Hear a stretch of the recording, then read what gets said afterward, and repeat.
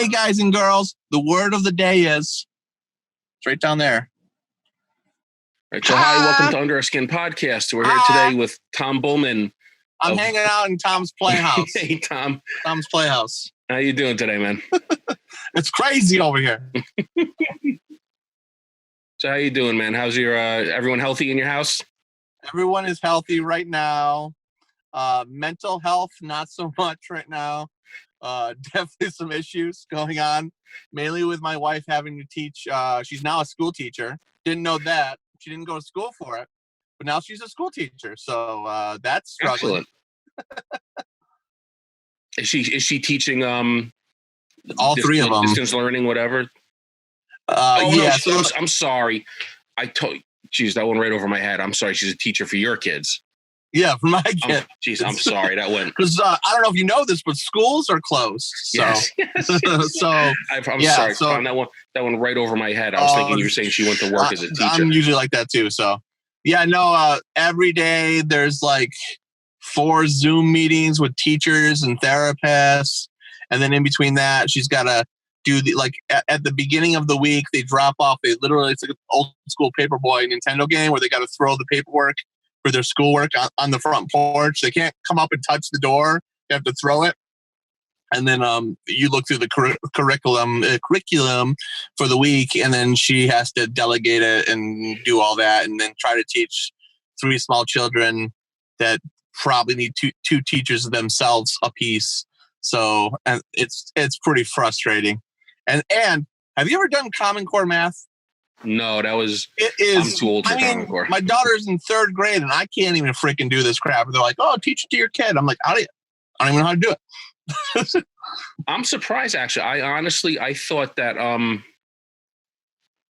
the teachers were teaching by Zoom, like as if the kids were in class every day. The only thing that they're doing is on Fridays they have a Zoom meeting where my daughter Lily. So she'll have her entire class will be all around the frame, and they just kind of talk about their week and kind of have like a thing, and maybe the teacher reads like a small book or goes over some stuff, but it's about a half an hour, maybe an hour at most. And then the rest of the week is because my son is autistic, so he has a lot of special needs stuff. So they have a lot of it's crazy because the therapist, the physical therapist, will call and do a Zoom meeting, and she's watching him through the screen, I need you to jump on one foot, I need you to skip over here. Yeah, and it's just either he's 100% into it that day, or he's I don't want anything to do with this, and he's out of there. You can't even keep his attention. Yeah, that's crazy. I mean, that really puts the brunt of the work on you guys. Yeah, because then in between each one of those, so the meetings for the therapist and the speech therapist. Yeah, I need a speech therapist. The speech therapist and all these other things. So it's 9 o'clock. There's 2 meetings. One's with Nora, one's with Grayson. So I'm doing one Zoom meeting over here. My wife's doing one Zoom meeting over there. And then as soon as that's done, there's another one, probably the reverse of the 2. And then we're both doing those. And if I try to start my commissions and my artwork and stuff a little bit around 11 o'clock or so, or maybe after lunch. Because also on top of doing all those, the school right down the street, they're giving out free lunches for the children. So I drive down there with my mask on, and I get the free lunch, and I bring it back, feed them. And then, depending if my son was, a cooperative for the day, I might have to teach him past lunch. Or if he's actually doing his work and will go on his tablet and do what he's supposed to, then I'll go upstairs and I'll work on my commissions and stuff like that.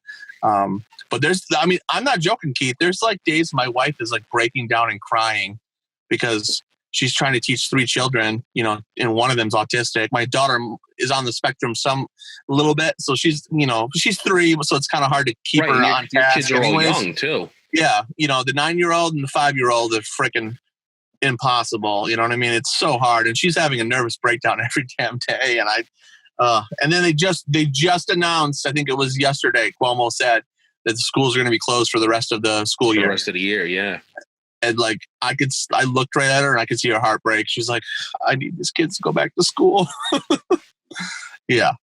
Yeah, that's really horrible. Like I said, I didn't really realize that's what the situation was. I didn't realize how much how much of it was being like unloaded onto the parents. It's 90% the parents, and then 10%. And the funny thing is they, like, last week they released the grades, like the what do they call them? It's grades, but the report cards. And I'm like, how are you going to judge? Like, because for this last semester they weren't really in school, so I'm just, and like now they're talking about, there was my daughter's teacher on the Zoom meeting yesterday was literally saying, optimistically, they're hoping that the earliest they can get back to school is September. September, earliest. Well, that would be the early. I mean, if it's canceled for the rest of this year, September is when it starts normally, right? I mean, your kids can go to school in the summer, don't they? Yeah. I think we'll be lucky if everything is back to normal by September, to be 100% honest. The way, I mean, you saw like in March when like every tattoo convention was getting canceled every day. You know what I mean? Yeah. Yep. And now I'm looking and it seems like everything is getting canceled for July, August, and September now. It seems like, Yeah. And I always look forward to going to conventions. Especially, there was a couple new ones this year. There was Flower City in Buffalo and River Rock. Yeah, I hope Flower City is still happening, but that's October. Who knows? Who knows? That's far away. But I mean, I got to be honest. I don't know. Even if they lift restrictions, even if they let that happen, I don't know how comfortable I'd want to be, jam packed and crowd full of people all day. I know, like I just told you a little while ago, I went to the barbecue to get some food, and I was getting all nervous because there was 30 people in a line. We're all 6 feet apart, but it's still nervous as fuck. I have severe asthma, so I'm the one that's compromised the most. If I get this, it's all these young, arrogant kids that are walking around with no mask on, saying, "Well, if I get it, it doesn't matter." Well, I'm not a young buck, but I'm not an old fogey too. If I get it, I could die. Yeah. Hey, listen, I'm in the same boat, man. I mean, I have heart issues, and I'm in a high risk pool also with you, and that's really, it's like nerve wracking to go out and to think. Even if I wear a mask, I could still get it maybe. And even if I, don't touch too many things and don't. The good part is as being a tattoo artist is we're trained in cross contamination. So like we're the ones that know how to not touch things like we're, you know what I mean? Cause that's our job, so. Well, yeah, you guys definitely have a step up on that. Which gets, which comes to that point is, we're still closed. We're still not open. We're not essential. But like I feel we're trained more in cross contamination and protocols than a lot of these places that are essential that are open. So like, and it's a one-on-one thing too, Yeah, well, no, I think you're totally right about that. I mean, you're sitting there and you got one person in a chair, one person on a table or whatever, whatever your situation at that moment is. And you guys are used to wearing gloves all the time. And I know a lot of tattooers wore masks before, and I'm sure even more are going to wear them now. I'm sure everyone's going to wear them now. I mean, I got my cool Ninja Turtle one that's custom. You can't see it because there's green in there. Yeah. The green screen is messing up, but it's got Ninja Turtles, and I'm going to wear that thing. It's awesome. But I mean, because of all this, like all the tattoo shops are now having a protocol put in place for COVID and stuff like that. I think it's a good thing. You know what I mean? But I mean, I think we should be open. I think, we're more, like I said, more trained in cross contamination and procedures than these essential places. I mean, my dad works at a factory, and when people come in at the beginning of their shift, they check their temperature and they check some signs. And if they look like they're getting sick or they are sick, they go home. Same thing. And especially my studio, it's a private studio, as you know. So like if you're coming in for an appointment, I mean, I can get one of those, I have a touch thermometer where you just touch your forehead. If it looks like you got a fever, and I can kind of assess. I'm not a doctor, but I can assess if you look like you're sick or not. You know what I mean? I mean, how many times over the years, I've been doing it almost 15 years, someone comes in and I can tell that they're sick, and I'll be like, "Are you sure you're up for this today?" You know what I mean? But I know that they're sick. Same thing. You just use common sense. I got something to say, and then I have a 2-part question for you. Yeah. One is that I know that they're talking about this, and they're talking about taking not just tattooers, but I mean in businesses all over, talking about taking people's temperatures before they come in. But that's not always because some people are asymptomatic, and not everyone not everyone who has it even if they're not asymptomatic, even if they have symptoms, fever is not always one of them. So it's, yeah, that's true. I mean, it doesn't hurt to check it, but it's certainly it's not a telltale thing. But so here's my two-part question. With all these things to take into consideration, do you think that when regulations are lifted here in New York State, that you guys are going to open up the shop right away, or do you kind of think you're going to wait and see how things play out with everything before you open up? Yeah, that's like what's happening down in Georgia right now. You know, a lot of the shops, like Russ Abbott's shop and a bunch of other shops down there that are really professional and, you know, are really paying attention to the numbers and everybody's safety. Like they're not open right now. They're going to wait it out a little while longer, you know, just because the second they raise that you're ready to open, I'm not going to open. I'm going to wait and see, you know, how the situation, you know, because like I was telling your wife, you know, there could be a second wave. You know what I mean? Absolutely. I'm sure there will be. But yeah. So what you just said kind of rolls into the second part of my question.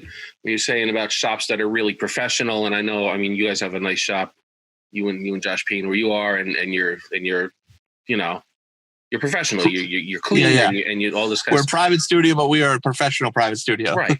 But I mean, there's certainly you know, studios around that are not like that. Oh, I mean, I can tell you how many posts have you seen from people saying, I forgot to post this, and it's a brand new tattoo. You know that motherfucker did that tattoo last night. Yeah, and they're just, sure. You know what I mean? And I think that's a disservice. I think that's putting people's lives at risk, you know? I mean, I want to get back to tattooing as much as the next person, but I also don't want to contaminate myself, you know, being around maybe someone that hasn't, is asymptomatic, and bring that home to my family and risk them getting sick. You know what I mean? I think it's a lot of selfish people that, you know, are just thinking about themselves. And I mean, would I like to be at work making money, but now I'm at home. I'm not making any money. I'm waiting for my unemployment to come through, which is a whole nother story. And but at least we're safe, we're healthy, and I want my clients to be safe and healthy too. You know, it's not worth the risk. You know. Yeah, and I mean, it's tough with this because they don't know. There's so much that's unknown about it because it's still so new. Yeah, they don't even know. You know, have they even said, like, if you get it, can you get it again? Can you get it twice? No, I saw on TV a couple of days ago, they said they're not going to know for sure if you're immune after you get it till at least September. For all I know, man, remember when I tattooed Jamie, and the day after I tattooed her, when I was in New York City, I got what I was told was the flu, but man, it was the worst flu I've ever had in my life. And it could have been the coronavirus, you know? I mean, oh, just this last time? Yeah, was it January? Yeah, January. The day after I tattooed her, I tattooed my friend Babier, and I got. Oh yeah, that's right. I remember you were sick. I was stuck in fetal position at Pawn Studio for 4 days. I couldn't even leave. I couldn't get up to drive. It was the worst. And we went to an emergency urgent care, and they said that I had the flu A or whichever one it was, but they weren't testing for corona back then. In early January, coronavirus was unknown still, pretty much to us. Yeah, so I mean, I'm telling you, I've gotten the flu in years past, and I've never had a flu this bad. So for all I know, I could have had it back in January, and that's that. My roommate used the same words because he was really sick in January, and at that time he thought he had the flu, and he said, you know, and mine was very respiratory too. Like when I get the flu, I don't ever have respiratory problems, and this time I was wheezing, I couldn't breathe. They had to put me on prednisone and use nebulizers and stuff. It's crazy. And you know, usually with the flu, it's like it takes a couple of days to really kick in, and they say with the corona, it's like real freaking fast. And I was tattooing Babier, and I felt fine, and then literally 8 hours later, you know, like I just felt like garbage. And by same thing, by midnight, I could not move. I was in fetal position, fevers breaking left and right. It was horrible. If that's what it feels like, oh my God.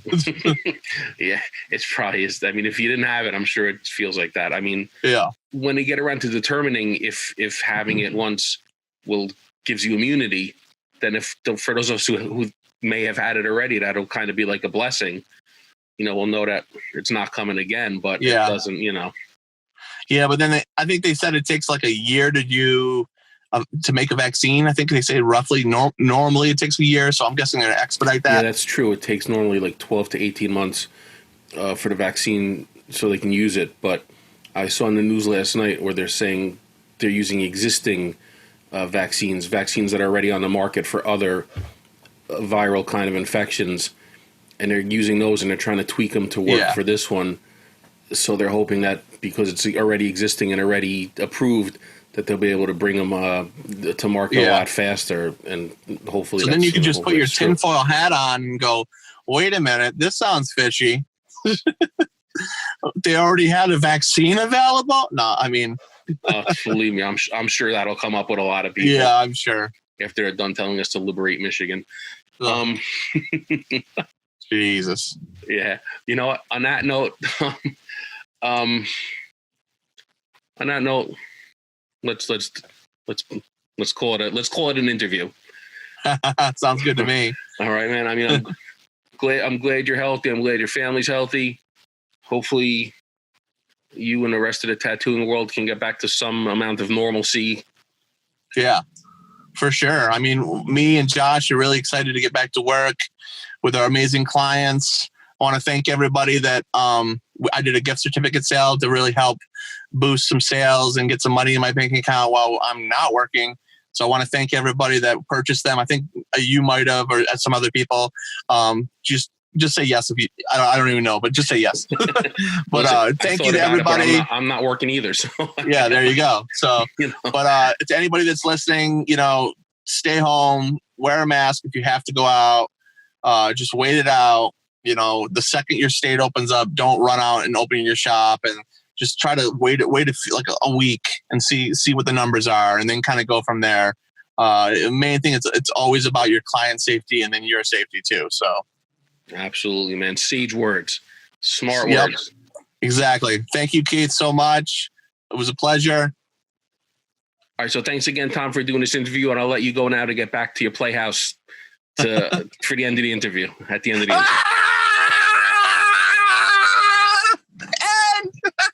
interview. Bye, buddy. Bye.